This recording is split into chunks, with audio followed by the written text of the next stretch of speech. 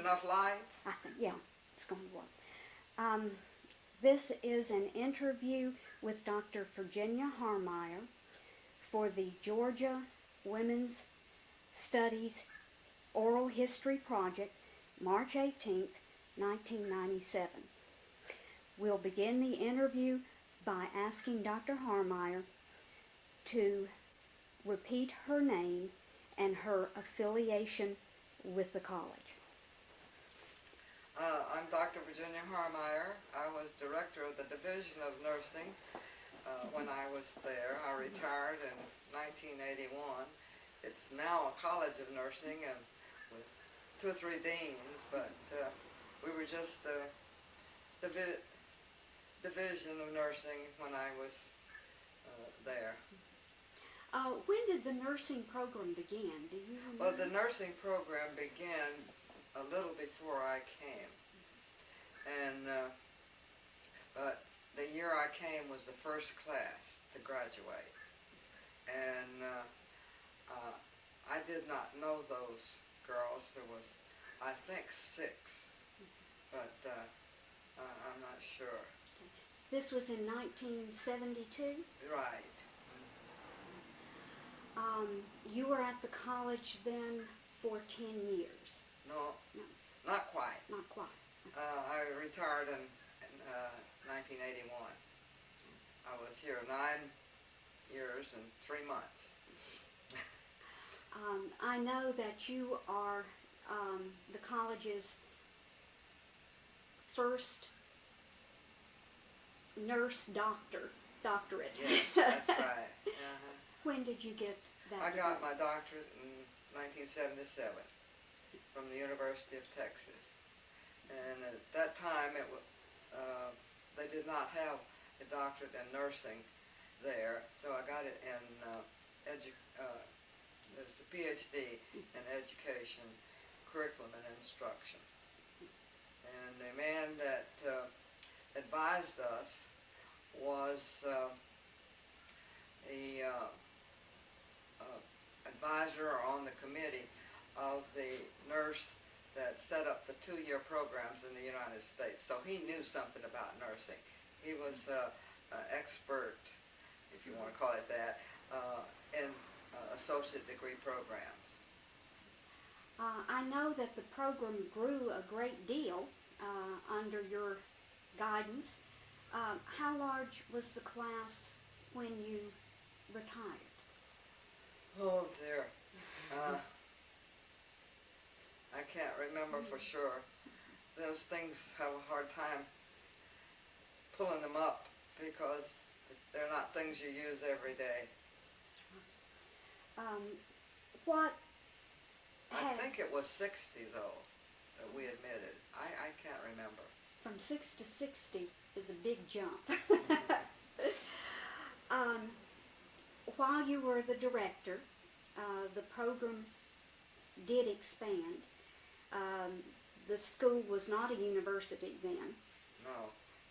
What changes while you were director do you remember the most?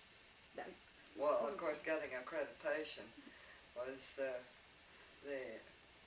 real important thing because that meant that your graduates could go on to school anywhere. And that was one of the things that you wanted to do was become NLN accredited. And you have to work hard. That's not very easy. And we didn't have computers to do things for us, and it all had to be done by hand by us. And what we developed, which has since been changed, but we developed what we called an integrated curriculum. And with the idea that nursing is an integrated profession in giving care to their patients. And that's a hard curriculum to follow. And so since then they have changed it back to more of a medical model. Were you the one who established the connection with the local hospital? Uh, no, that was done before I came.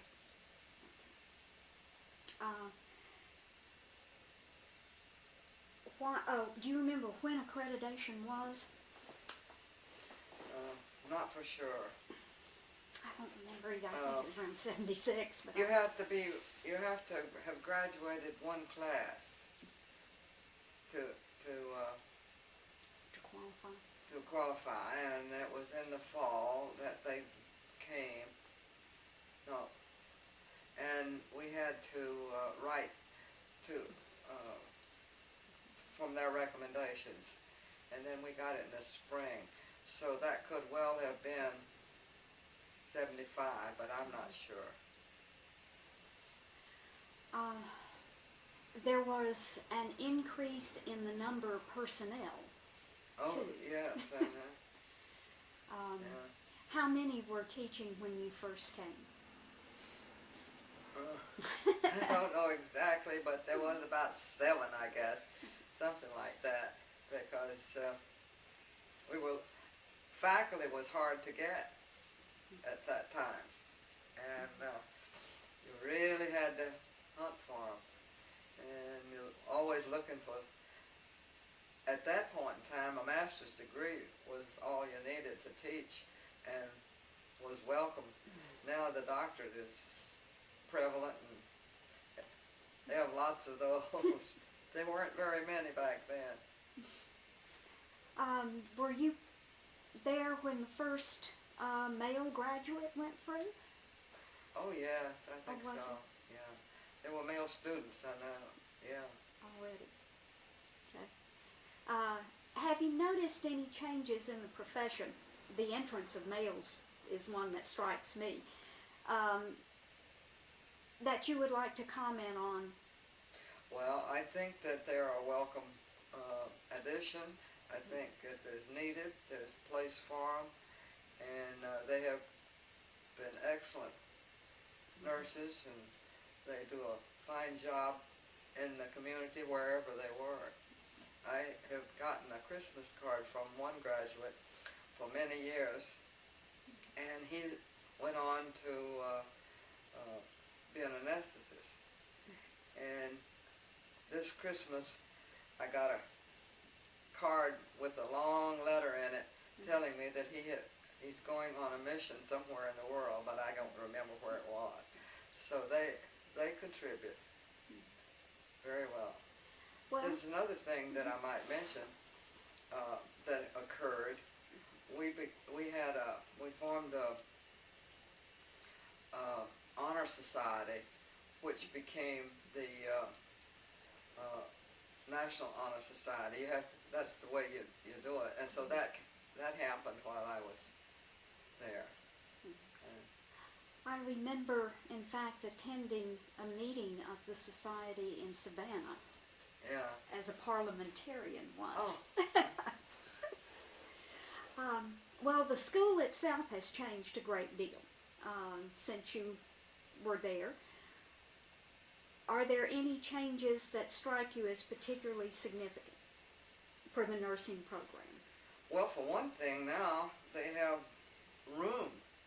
We were in North Campus, and of course we had that building, but there weren't enough classrooms. There was only one large classroom, so we had to use a classroom over in Pound Hall. And they fixed that up for us very nicely. Of course, Pound Hall is all changed now, and you would never know we were ever there. But then they moved down to the old telephone building, where they have much more room, and now they have the whole building. So they can do lots more things and have lots more students. I think that's very significant. They have a place to teach. Well, is there anything you would like to say to people who might be viewing this tape in the future? Oh, well, that all the faculties have worked hard to make the school a very good school, and it has a good reputation. Maybe not all over the country, but a good portion of it, because our graduates have gone out and are working in many places. And I think that's really what makes a school, is to have a faculty that's devoted and willing to work with students to achieve, make them want to be good nurses. And I go about the state from time to time, and I'll have them come up to me and tell me who they are and what they're doing. And this makes you have a good feeling, because you have no way of remembering all those students. I've had too many students in my life to remember them. And I was at a program last year sometime up in Macon, and this young lady came up, and she had sent words that she wanted to see me, but I got to her before that word got there, and she is head of one of these home health services that's regional, and I thought that was interesting, because that's where nursing is going. So much of it is out of the hospital. So much health care is out of the hospital now, and it's going to be more so. So they're prepared. Do you think that's a good trend, to move out of the hospital? Well, part of it is and part of it isn't. Sometimes they get them out of the hospital a little too fast, but a lot that we took care of in the hospital can be taken care of easily in the home. And the patient is so much more comfortable. I mean, who wants to stay in the hospital? That's true. The home care is also an indication that nurses are being given more responsibility. Yes. And do you think that's Well, they're good recognizing the nurses' abilities and their education and what they've been taught, and this is good. But I don't know whether you want anything about the nurse practitioner or not, Yeah. but in Georgia, they are trying to get a bill passed so that they can have prescriptive permission, and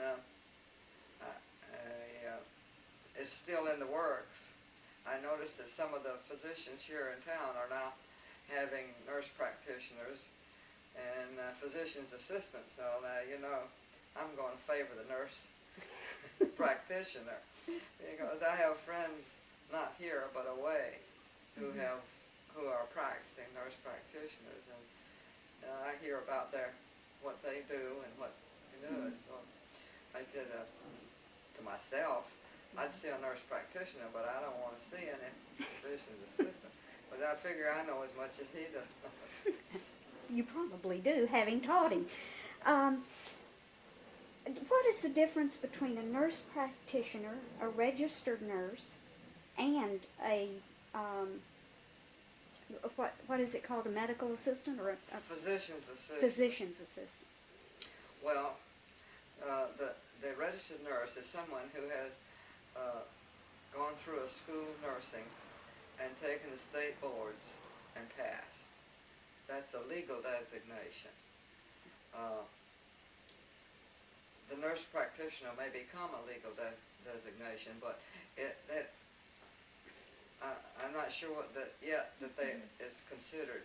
But they also have to have more education, and they have to register the same, and they may get not recognized through taking a national test. Now, the physician's assistant is someone who has a degree, who has gone to school to learn to be a physician's assistant. My feeling is that they don't have the caring background that nurses are taught, and that makes a difference. Is there anything about your program that you are particularly proud of that you would like to tell us about? Well, Virginia? you see, I've been Ah, retired in a long time, and when I left, I did not keep my fingers in that pie, and then, nor did I want them to feel that I was trying to mess with their program. So they do have a nurse practitioner in the master's program, which I think is excellent, and I had wanted and tried to get, but never could work it out. So I'm very happy about that. Well, once a nurse, always a nurse, I've been told. Have you been keeping up in your retirement? Um, to some extent, I now I take all the, well, not all, but I take a couple of geriatric nursing magazines because that's my interest, and I have been instrumental with some more folks in the community with starting this Alzheimer's Caregivers Time Out program. Oh, really? And so I keep up with everything that's happening related to Alzheimer's, and people that I know all around send me articles in the paper. So I have kept up with that, and I have visited other programs, so I'm pretty well versed on what that kind of program consists of. Just for my curiosity, tell me about it. Well, at this point in time, we're open 3 days a week, Tuesday, Thursday, and Friday from 10 to 3. They bring their own lunch, and we furnish drinks and tidbits for other times during the day.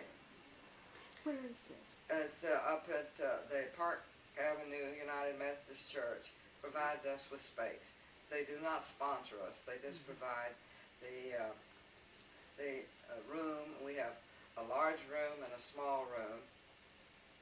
We've gotten a little money so that we have what I call a coordinator, and she is responsible for running the program. We have a board, and I'm chairman of the board, and that directs it. Responsible for it.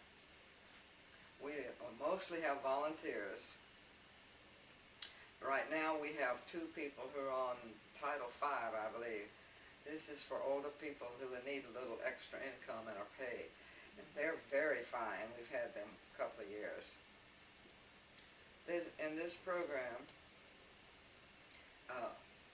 we do social activities. It's a social program rather than medicine. Turn it off so I can get that drink of water. Okay, I'll put it on pause. How's that? Any opportunity to talk about it, because this is where we've gotten most of the responses from word of mouth. It's been in the paper, and what I do is in the paper, but nobody connects it. But they can be referred by anybody. We go out and see them, or most of the time we go out and see them, and to see if we can manage them in the program. And it's with the volunteers, and the volunteers are trained. We have some of the volunteers have been with us from the beginning, and it's really remarkable. But they have music and they sing, and that's one of the things they love to do. We have little crafts and exercise in the form of bouncing a ball. We have this huge ball that's about 2 feet in diameter, and we bounce it. This is good for their muscles and their coordination, and the things that we do have a scientific basis for it. It sometimes look kind of silly, but nevertheless, when you really look at it, you know that there's something more than just amusement. We reminisce. These people, can remember back. It's the right now memory that they get mixed up. We find out what they have done in their life so that we can go back and pick some of this up, ask questions about it. Some of them like to talk more than others. And then we have, for those who are able to be up, I don't mean like that, I mean to stand up and play, because some of them can't, have to have help walking around. We have a portable shuffleboard, we have ring toss, we have a place that they can go out and in a yard that's safe, and they'll be planting some sort of plants so that they can watch them grow. And we have one lady that just loves to water them, so they got watered. And we have volunteers that come and play the piano so they can sing. They have picked out some of the songs that they like to sing. And some of them are hymns and some of them are the other kind of songs. It's what they like to sing. And they enjoy it. And they were saying the other day that one of the things that really helps is that when they get restless, and they do, that the music and the singing seems to quiet them down, or the restlessness quiets. They love to play bingo. And so we're always hunting little prizes. In other words, your dust catchers that you don't need anymore, people put them in a bag and bring them to us, and we have prizes for them. And sometimes they really get excited about what their prize is. And then they fix the luncheons, and everybody eats at the same time, and the volunteers and the workers fix the lunch up real nice, and they have placemats for them, and so then they have their meal. We have in the other room 3 recliners, so that if they get real sleepy, and some of them do, we take them in there and they lay down in the recliner and take a nap. And what kind of prizes do you give out? oh, just any kind of knick-knack. Any kind? Any kind. Just look at your dust catchers. And you see, I can't give them my turtles because they're part of my, but I collect every now and then. I'll collect 6 or 7. I don't know where they come from. I just find them. And well, I may have some at home. I'll give to you. good. And we have people that we do not charge. At this point, we have a small state grant, which we have our fingers crossed that we'll get again next year, but we're not sure. And then people donate. We've had a lot of donations. And right now we have some of the people that are coming that donate. And they're not required to. They're not asked to, but we don't ever turn a donation down. The Junior Service League has been working with us now for a couple of years and been very, very helpful. And some of the other women's groups have given us some. How large a group is it? Well, we try to have one person volunteer or to every client. So we have,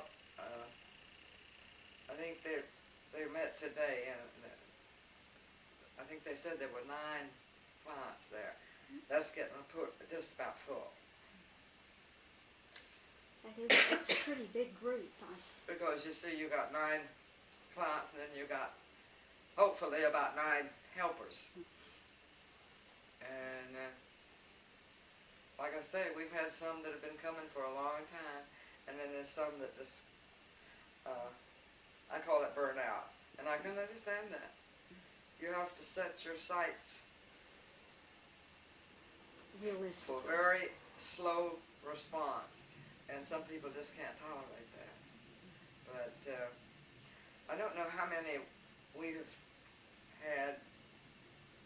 Right now we probably have the lowest active client list that we've had, but that doesn't mean they come more. And I think over the years we have had 45 enrollees. Now, of course, at this point, there's only about 13 or 14. We could never take care of 45, but that, you know, you lose them, and then you gain some more. And so this is a head count rather than anything else. And some very fine people have been clients, and it's exciting to me to go in and get them to respond to me when I say, "How you today?" And they grin and say, "Fine," or "How are you?" or something like that. Because that's what we're working for, is to get this response. And we have found, now this is not research by us, but we have found that they do remember that they have been. And when given a choice of staying at home because they don't, for some reason, or come, they'll 9 times out of 10 will come because this is their place. And this is where they find acceptance, have fun, meet people, and people love them. And it's, Well, I know the caregiver in the home is grateful for this service. It's meant just everything to some of them. Just so much. Because one day this lady brought her father in, and somebody said, "Well, what you going to do today?" "I'm going home and take a nap." Because he probably had been up most of the night, and she was tired. And so they do what they want to do. Nobody is telling them to do it. They know that their loved ones is going to be taken care of and is safe. And that's one of the things we aim for, is a safe environment. It was hard to get this across to the families in the beginning. They just couldn't believe that they would be safe. And we do not lock our doors, but that's why we have a one-to-one. And so that the client doesn't get out the door without somebody going with them. And of course they have to go out the door to go to the restroom. And somebody goes and sees that that's where they're going. And the church has been exceedingly nice, good to us with giving us a space and helping us whenever they can. But they don't give us any money. The church itself. What about games? Would you like contributions of games that? Yeah. Well, games. You'd rather not? One of the things that they have used in the past is large puzzles. Yes. You know, picture puzzles. What do you call those? Yeah, they're picture puzzles. Yeah. But they have large Jigsaw puzzles. Pieces, and so they, with help, see, you always got this volunteer there to help them, but they let them do, and they only help when they need help, and I mean really need help, because that's the idea, is to get them to function, because it's been proven that if you can keep the brain and the body going, it's better for them. Now, it's not going to stop the disease completely, but it can make life much more worth living. And, I mean, isn't that what we're all trying to do? All want, anyway. That's true. Okay, well, thank you very much. I appreciate the interview. Oh, you're welcome. Let's see if I can do it this way. Make sure I've still got you in the picture.